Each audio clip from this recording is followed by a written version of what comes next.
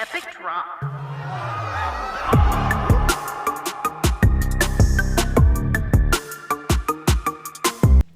Hi and welcome, my heroes of Thetis. Today we're going to talk about that Dragon Age, the Veilguard review. It's been 2 weeks. I've been playing this game non-stop. Sorry, I have a full-time job. It took a little time, but here we are, finally. And then we'll talk about the details later on in a separate video. So without any further ado, let's go. Presentation. Character creation, the menu, and the options were great. So character creation has a lot of different options. We have a video about that. You can check this out where we're trying to make an ugly dude, and it turns out you can do that, no problem. And you can pretty much make everything that you want. You won't have an issue with that. The menu also is a Destiny style menu, so it works, I guess, for computers and for consoles, but no one is very much a big fan of it, yet it is in every game, so get used to it.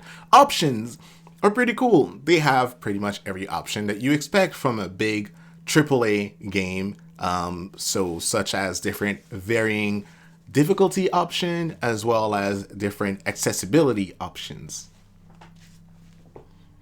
The graphics and the art. Now, I will put that in two different camps so everybody can understand what I'm talking about. The art is very beautiful. It's almost like a whimsy-like. It's very fantasy-like. It looks more like they're really trying to do something that's artful and not something that's trying to be photorealistic. And therefore, it's the biggest departure from any of the Dragon Age games that we've seen in the past, not only because of the combat and the gameplay, but also because of the art itself. I will tell you personally, I'm a fan of the art, but then when we talk about the graphics themselves, I feel like this game runs very well because they're able to do some graphical trickery. I've noticed a lot of times in cinematics that the textures are very, very detailed, but then a lot of times we work around the world, the textures are not details at all. So you will speak to an NPC and you'll realize that the details are actually not even rendered on, let's say, clothing. Sometimes they pop in and they load a little bit later, but a lot of times there's a little bit of like blurriness when it comes to certain things. So I think that helps the game run a little bit better because it's not always outputting the best graphical quality, although it is not really deter from the experience because the art itself is not realistic and therefore it kind of matches. The gameplay. So the combat is very fun. The progression system is very, I would say, fast, and it's great that you are able to respec at any time at no cost. So that allows you to be able to try out all the different combat and settle on something that you like. The one thing I will tell you about the combat is that it is very fun, though it can become a little bit too samey in certain moments. Especially once you've mastered the combat and the flow of the combat, you may realize that you're winning fights a little bit easier because you do understand how the combat works and how to combo certain things together and how certain things work together a little bit better. For those people that thinks that, do a little bit what I did, bump up the difficulty, change a couple of things in there, maybe make the counter window a little bit smaller, and that might make it more challenging for you.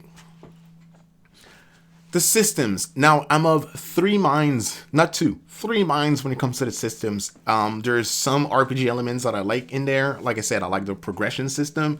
One system that I'm still on the fence on is the fact that when you can purchase some items, but you cannot purchase every item. And if you want to upgrade items, you need to find another of the same item, which makes it great because at least if you find the same item twice, you're not like, oh, boo, I found the same thing twice. It's like, yeah, I found it twice, so now I have a higher rarity now, right? So something that was, uncommon is common now. Something that was common or uncommon, whatever, how it works, is now rare. And so that's a little bit fun when it comes to that. The other part is that it's very hard for you to be able to, if you really find something that works for you and you want to upgrade that specific thing and upgrade it to a higher rarity, you won't be able to do that easily. But how the remedy to that is that you can actually upgrade pieces of gear that you have by going to like your home base, and there's a place where you can actually upgrade them by like level, which boosts up the stats without boosting the rarity. I don't know if you can follow me here, but there's a lot of systems like that in the game. Another system like that it is in the game is that you have factions, and one way to be able to boost the strength of that faction is to sell them your items that you have that you don't want. So you sell them your valuable, and that boosts up their level, or at least gives you the chance to boost up the level if you're willing to spend even more and help them boost their store, which unlock things for you that you can purchase. Like I said, it's a little bit of a mess of certain systems.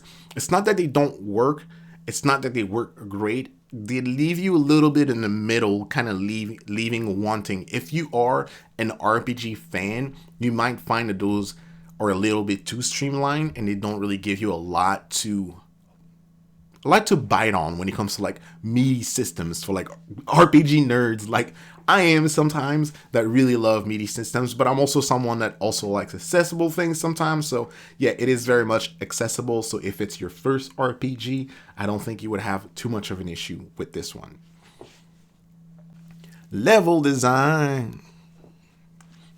Okay, level design. I'm going to start with the fact that every level is different. They did a good job at making sure that one place looks different from another place visually. Now, structurally, they're all the same, meaning that they are smaller maps that are built with a lot of verticality, and they're also built in a little bit of a Metrovania kind of way. What I mean by that is that they're meant for you to backtrack and to find new ways to be able to backtrack through these ways. So a door that is closed is a door that you're going to be able to open from the other side on your way back, or when a mission takes you there, and then you'll be able to open a door and you'll be able to go there, or find an ability that's going to make you able to reach a place that you're not able to reach earlier. So like I said, a little bit of that gives it an aspect of them not having to create too many assets for these maps and be able to reuse a lot of them without you knowing that. Like the first time you're going through the game and going through these levels, it doesn't feel like that.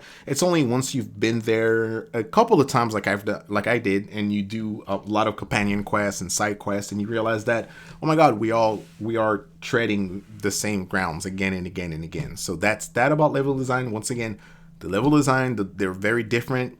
Some of them I think are more beautiful than others. Some are more oppressive than others. I tend to kind of like the oppressive dark one that has like the blight everywhere, but that's just me. Story. This is where we're going to spend a little bit of time here. So character, I think that I'm going to start with the main character. Your main character is very much a positive almost guy that, or if it's not super positive, it's about getting the job done, and that's how rogue you can make them. But you can make them reaction in a lot of different ways, and that's kind of interesting. I find that they are trusting him into a leadership role that I think naturally, or at least, you know, with the choices that are giving to you, seems like he's well fitted to be a leader and cares about his team. And we're talking about the companions here. I personally like the companions. At first, I wasn't sure how much I was going to like them. I'll give you an example. I thought Balara was going to be a character that I didn't enjoy all that much at first. Turns out I really do enjoy her company, and her story as well is quite interesting.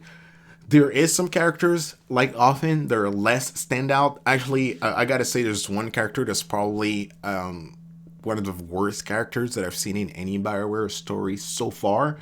But that's just me, so mileage will vary. But the one thing I did notice is that it reminded me a little bit more of Marvel's Midnight Sun. Follow me for this one. In this one, I feel like a lot of times when you talk to people, it's about knowing what kind of characters they are and what kind of, I don't know, what kind of tone that they answer to better. And like knowing something like that Davrin is someone that like strength, and you can give it to him straight, right? You don't need to embellish things too much. And some characters may not like the fact that you're trying to be jokey, like let's be serious about this. Some characters will actually be more open to jokes. The choices also, it's very subtle. They do a thing, and I'm just gonna explain that so that when you go in just knowing, a lot of your choices end up mattering, but mattering that you're going to see them in the end. You're going to see the culmination of your choice in the end. Whereas we're used to seeing Dragon Age do that thing where you're doing a choice and you see the ramification of it right away and how people are talking about it. And that's another thing in this game that I will say is a little bit different, is that normally the characters would reference what's happening a lot in a more like in a political kind of way, or what does that mean for them? What does that mean for that kind of people and whatnot? So we really had a little bit more of an idea of what was going on in people's mind, though, when it comes to the other cities and other people around the world of Thedas. The one thing I will say is I think that this time with the story, and we'll go into it a little bit further in another video, but overall, I thought that the story was good, but I thought that it wasn't great. There was some missed opportunities here, especially when it comes to keeping up with the great tone that was set. But I did like what they did with Solus being able to go back to what actually happened at the beginning of this universe and learn more about how this world came to be. So overall, I did think that the gameplay was refreshing and new and engaging, even though the combat can become a little repetitive, but that's normal after 100 hours. I found the characters endearing, although I felt like the tone was not kept when it comes to how dark and how pressing the story was. And I think that there was some missed opportunities when it comes to the dialogue and the companion dialogue, which was always great previously in the BioWare games. Is it a good game? I think it's a good game. I just don't think it's a great Dragon Age game. But if it would have been a soft reboot to the whole franchise, I really think that would have been something that would have been a little bit better. Is this the game of the year? No, it's not. Is this a solid, good game to spend a lot of time in this year? Yes. Now keep doing your thing and do not be the hero that Thedas wants. Be the hero that Thedas needs.